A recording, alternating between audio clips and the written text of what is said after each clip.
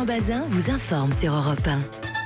Donnons-nous trop de médicaments à nos enfants? Alors avec le froid qui revient à grands pas, qui est même là, et Christine Peña d'ailleurs est restée avec nous, et qui va s'accentuer dimanche soir, Exactement, puisqu'on va passer en négatif partout dans la journée. Alors, non, au nord. on va au nord, en tout cas, sur une bonne partie de l'Auvergne également, Limousin. On pourrait effectivement ne pas connaître de dégel, donc avoir des températures en journée proches de zéro. Alors quand il fait plus froid, bien évidemment, ça tousse plus, les nez se mettent à couler plus souvent. Non, me dit le médecin qui est avec moi, Jean-Paul Hamon, ce qui est parfait, parce qu'on va commencer d'entrer à tordre le cou aux idées reçues. Jean-Paul Hamon, bonsoir. Bonsoir. Vous êtes généraliste et président généraliste à Clamart, je précise, dans les Hauts-de-Seine, et président de la Fédération des médecins de France.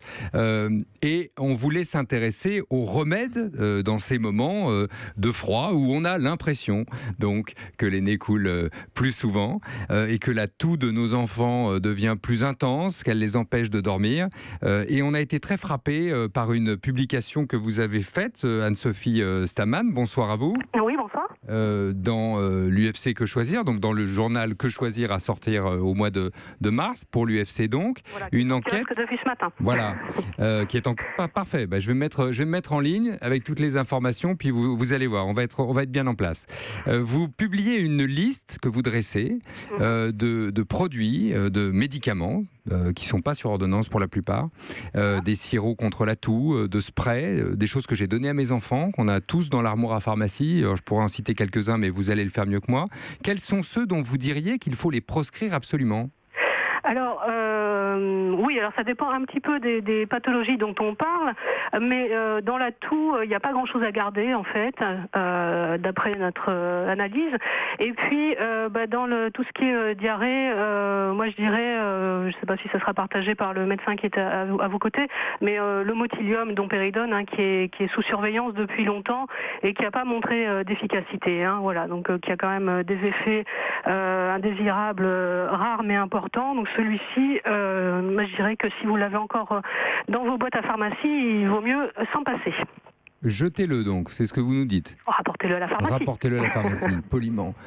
Vous dites la toux, il n'y a pas grand-chose à garder. Mais enfin, j'ai plein de sirops, moi, dans mon armoire à pharmacie. Ah oui, ça c'est sûr que en pharmacie, il y a ce qu'il faut dans les rayons. Mais malheureusement, tous ces produits sont rarement comme quoi, par exemple, efficaces. Comme quoi Je sais pas, on cite des noms de produits, on y va. Si vous en citez plus de 3, tout va bien avec le Conseil supérieur de l'audiovisuel. Sèche, Tessidane, Biocalyptol, Hexapnomine, ce sont quand même des noms qui résonnent aux oreilles de beaucoup de monde et qui sont là depuis très longtemps sur le marché. Donc tout cela sont pour la toux sèche et ce sont pour beaucoup des anti-allergiques qui n'ont pas vraiment de sens dans cette indication, et en tout cas l'efficacité est faible. Alors le problème c'est que c'est anti-allergiques, donc ils font dormir, quoi. Voilà, donc c'est un effet indésirable important. Oui, et ça c'est inutile. Est-ce qu'il y en a à éviter ? À éviter, oui, il y en a un qui est très connu parce que depuis l'an dernier, c'est la codéine et elle a été mise sous délivrance, sous ordonnance, sur ordonnance uniquement, justement pour les effets indésirables importants. Donc non seulement chez les enfants, c'est contre-indiqué depuis 2013, je crois, mais donc même pour les adultes depuis l'année dernière, c'est sur ordonnance uniquement. Une raison simple, en fait, c'est que la codéine, chez certaines personnes, chez certains enfants notamment, se transforme trop vite dans l'organisme en morphine et ça peut avoir un effet de surdose à dose thérapeutique. Qui a quels effets ? La surdose, c'est une dépression respiratoire notamment. Ça peut aller jusqu'à. Jusqu'à. Pour pas semer. C'est potentiel, bien sûr. Mais est-ce que ça vaut le coup de prendre ce risque alors qu'il y a d'autres options beaucoup plus sécures ? Je suis très frappé par la première phrase que vous avez prononcée, Anne-Sophie Staman, et je voudrais la soumettre à Jean-Paul Hamon. Pour la toux, pratiquement rien à garder. Pratiquement rien à garder, elle n'a pas complètement tort. Bon, pour la codéine, on ne peut pas être aussi radical qu'elle ne le dit, parce que la codéine a quand même des indications en association justement avec le paracétamol dans les douleurs. Et là, on a beaucoup parlé de la douleur de l'enfant, et c'est vrai que on doit évaluer tout comme toujours le bénéfice-risque, à savoir que si un enfant est très douloureux, mais là on est loin de la toux, c'est la seule indication chez les enfants. Le Codaliprane, Ça existe, et donc paracétamol codéiné, c'est la seule indication pour les enfants, elle a raison. En ce qui concerne la codéine pour les adultes, je peux vous dire, quand vous avez une toux sèche et que vous ne dormez pas la nuit, pour un adulte, c'est quand même bien utile, donc il ne faut pas être aussi radical, mais sur l'ensemble de ce qui a été écrit ou dit, j'ai rien à redire, elle a raison. Je suis assez frappé, je reviens à ça, hein. Vous êtes en désaccord sur la codéine, ou plus exactement sur la prescription, parce que ce que vous dites bien, Anne-Sophie Stamann, dans votre article, qui est coécrit avec Marie-Noël Delaby, c'est que au-dessus de 6 mois, on ne s'alerte pas avant 5 jours. Ça, c'est quand même assez frappant. Mais surtout, on va voir le médecin si on veut utiliser un produit, même quand il est finalement distribué par le pharmacien.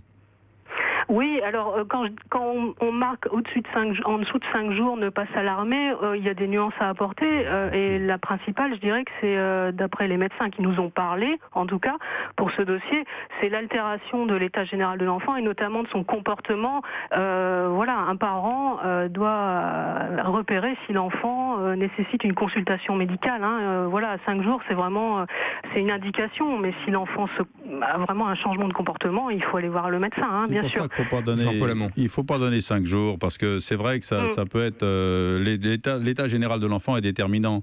Et souvent, les mères, elles ont l'œil. Vous savez, quand elles nous amènent l'enfant parce qu'elles sont inquiètes, c'est qu'elles ont une bonne raison d'être inquiètes. Il y a même des pères qui ont Donc, oui, les pères aussi. Oui, mais c'est vrai. Mais c'est vrai que généralement, quand même, la mère est beaucoup plus sage. C'est votre expérience, docteur. C'est l'expérience. Les mères, il faut toujours les écouter. Et donner un délai de 5 jours comme ça, c'est pas raisonnable à mon avis, parce que seul l'état général de l'enfant est déterminant. Mais je retiens que les sirops pour la toux, c'est pas la peine de discuter, que ça sert à rien ou pas à grand chose. Pas grand chose, c'est vrai. Les sprays Le sérum physiologique, c'est très bien. Le sérum physiologique, ça, c'est pas un spray, ça, c'est les petites dosettes. Le sérum physiologique, c'est très très bien. Il faut apprendre aux parents à bien désinfecter les narines de l'enfant. Vous savez, dans tout, même dans les bronchiolites, la seule chose qui a fait la preuve de son efficacité, c'est la désinfection rhinopharyngée avec du sérum physiologique. Donc ça, alors c'est vrai que les parents sont extrêmement déçus quand ils viennent vous voir et que leur enfant tousse et puis qu'il ressort avec une ordonnance de sérum physiologique et de Doliprane. Je peux vous dire, ils disent c'est ce que je lui donne depuis 4 jours. Je dis oui, c'est ce qu'il faut continuer à donner. Donc et c'est vrai que ils sont un peu déçus quand ils ressortent avec cette ordonnance-là. Mais c'était pourtant, un point très important que vous soulignez d'ailleurs aussi, Anne-Sophie Stamann, c'est que les parents supportent pas bien de ressortir avec une ordonnance légère. C'est humain, ils ont envie de faire au maximum pour leur enfant, alors peut-être qu'ils sont un petit peu démunis aussi et qu'ils ont besoin de se sentir soutenus, alors peut-être le médicament a ce rôle-là, un peu psychosocial, je sais pas, ou c'est dans la culture française, ça j'ai pas de réponse honnêtement, mais oui effectivement... ça peut sembler simple, ce qui est préconisé, et je partage tout à fait ce que dit le docteur Hamon, mais c'est ce qui a fait la preuve de son efficacité. Simplement, c'est vrai que le geste de déboucher le nez avec soit une pipette, soit un spray d'eau de mer salée, là, c'est un geste un peu technique, qui peut être un peu rébarbatif, mais bon, il faut l'apprendre, il faut en passer par là. C'est comme la petite pipette qui sert à évacuer, pardonnez-moi, ce qu'il y a dans le nez des enfants, c'est un peu rébarbatif. Le mouche-bébé, vous voulez dire. Oui. Mais c'est très efficace. Ça évite un gamin effectivement de régurgiter et de tousser justement pour éliminer les glaires. Donc il n'y a rien de magique contre la toux d'un enfant. Il n'y a rien de magique, il faut être patient, il faut être attentif, il faut lui désinfecter le nez avec des choses qui ne sont pas irritantes. Le sérum physiologique, c'est parfait. Et puis s'il a un peu de fièvre, lui donner du Doliprane. Et puis quand même, si l'enfant est jeune et puis qu'il a du mal à manger, il mange moins. Ça, c'est un signe d'alerte. Et puis, mais généralement, les parents nous l'amènent avant qu'il mange moins. Et puis, si l'enfant commence à tirer, c'est-à-dire que quand il respire à fond, on voit un petit creux là en bas du sternum. Ça veut dire que vraiment l'enfant est en difficulté. Il faut vraiment l'amener dardard. Donc, être très à l'écoute, évidemment, des réactions de votre enfant. Christine Peña, on va basculer dans un autre temps là. Oui, à partir de dimanche, c'est ça. Donc, du froid intense qui s'intensifie vraiment, pas de dégel pour certaines régions. Et puis c'est un froid sec là jusqu'à présent. Mais c'est vrai qu'à partir de mercredi, on pourrait avoir de nouveau de l'humidité sur le pays, peut-être un épisode neigeux en plaine. Mais en tout cas, on va vers un froid là qui sera humide. Et est-ce que ça change quelque chose, ça, Ouais, docteur? froid sec, c'est excellent quand il y a une épidémie parce que ça calme tout. Les virus, ils sont au ras du sol. Nous, on est tranquille. Mais dès que ça devient froid et humide, là, les salles d'attente de nouveau se remplissent. C'est vrai. Et sur le froid sec, comment je me protège? Eh Quand je bien, dis je me d'abord- protège, parce qu'il y a nos gosses, bien évidemment, à qui on fait attention. D'abord, tout le monde, mais il y a tout le monde doit oui. couvrir sa tête. Tout le monde doit couvrir sa tête parce que Il me faut le bonnet. 30% de la déperdition de chaleur, c'est par la tête. Donc, il faut couvrir la tête, il faut couvrir les extrémités, les mains, les pieds pour les petits. Et puis, quand on a un petit... C'est-à-dire on double les chaussettes? On met des bonnes chaussettes et puis souvent quand les enfants marchent pas et qu'ils sont dans les poussettes, il faut vraiment qu'ils soient bien couverts et puis qu'on les laisse pas trop longtemps immobiles parce que moi je vois même des gens sportifs qui vont faire un jogging avec leur enfant dans le dos dans un sac à dos. Alors ça c'est la chose à éviter absolument quand il fait froid parce que là le gamin il bouge pas, vous bougez, vous ressentez pas le froid tandis que le petit qui est derrière, je peux vous dire que là on risque même des engelures si on est dans une zone un peu fraîche. Donc ça, il faut faire vraiment très attention. Si vous voyez quelqu'un courir avec un môme dans le sac à dos, vous l'arrêtez tout de suite. Ah, carrément, vous faites la police. Non, vous lui dites, faites marcher votre petit, secouez-le un peu, parce que là, il va pas tenir le choc. Ouais. Sur un froid sec, je me couvre la bouche?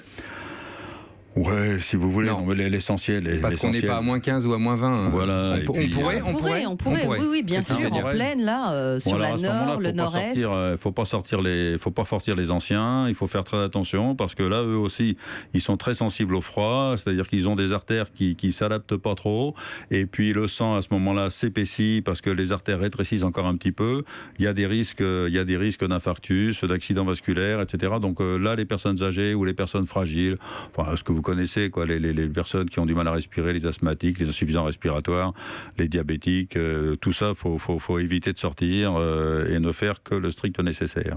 Stoffie Staman, est-ce que vous avez étudié également l'utilité ou l'efficacité de tous ces nouveaux produits qui arrivent, qui sont décoctions, qui sont essence de pépins de pamplemousse, des choses comme ça? Non, pas encore. Tout ce qui est complément alimentaire, vous voulez dire oui, tout ce qui est complément alimentaire. Oui, mais pardonnez-moi, je suis rentré dans une pharmacie l'autre jour, je vais raconter mon cas personnel, mais vous êtes libre de le faire aussi au 3921, je vous le reprécise. Je suis rentré dans une pharmacie, j'étais malade comme un cochon, comme un chien, je ne sais pas en bon état, et on m'a dit, hop, l'essence de pépins de pamplemousse, c'est absolument génial, c'est un antibiotique naturel. Oups. Oui, d'accord, je me suis fait avoir. Rien du tout, parce qu'en fait, c'est des produits qui sont beaucoup moins réglementés que les médicaments, donc en termes d'évaluation, c'est pas du tout aussi sérieux en fait. Donc c'est très difficile de savoir cliniquement quelle est leur portée. Moi, j'ai aucune réponse à apporter. J'espère simplement que ce n'est pas dangereux. Jean-Paul Hamon. Moi, ça m'arrive, quand les gens ont mal à la gorge, de leur préconiser un gargarisme avec un demi-citron pressé, 2 cuillères à café de miel, un grand verre d'eau chaude, ils se gargarisent avec et ils avalent et ça marche très très bien.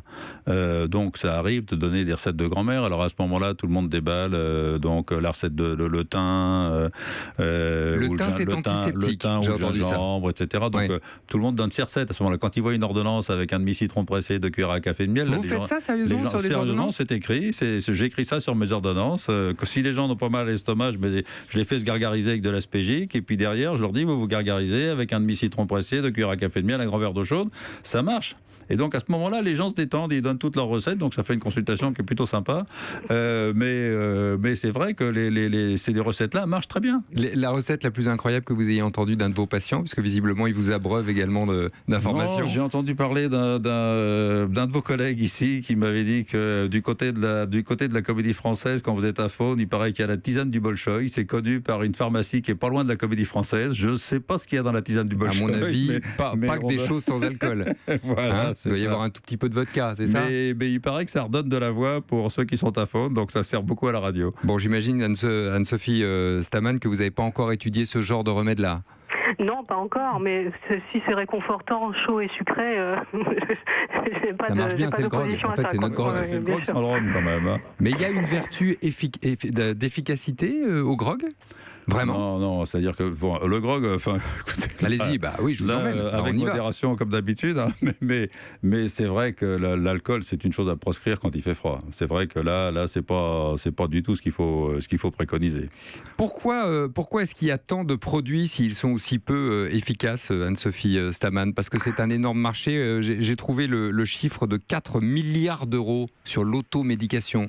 Donc Oui, tout ce qui est en accès sans ordonnance du médecin. Oui, alors le marché a un peu grossi mécaniquement parce qu'il y a beaucoup de produits qui ont été déremboursés, donc qui sont entrés dans le marché de la vente libre. Il y avait un effet donc un peu mécanique, systématique. Je ne sais pas, il faudrait poser la question aux industriels et aux personnes qui achètent ces remèdes. C'est vrai que c'est un marché florissant. Voilà, mais j'ai pas d'explication plus que ça, sinon, si ce n'est que peut-être les gens ont besoin de faire quelque chose et de prendre quelque chose quand ils se sentent pas traques. Oui, de prendre quelque chose ou de donner quelque chose si on y revient à nos si on en revient à nos enfants. Les sortir de là où ils sont. Un enfant qui tousse toute la nuit, c'est pénible pour les parents qui dorment, mais c'est surtout pénible pour le gosse qui dort pas du tout. Pas forcément, c'est-à-dire que l'enfant n'entend pas forcément sa toux, n'est pas forcément gêné par sa toux, ce sont les parents qui sont inquiets.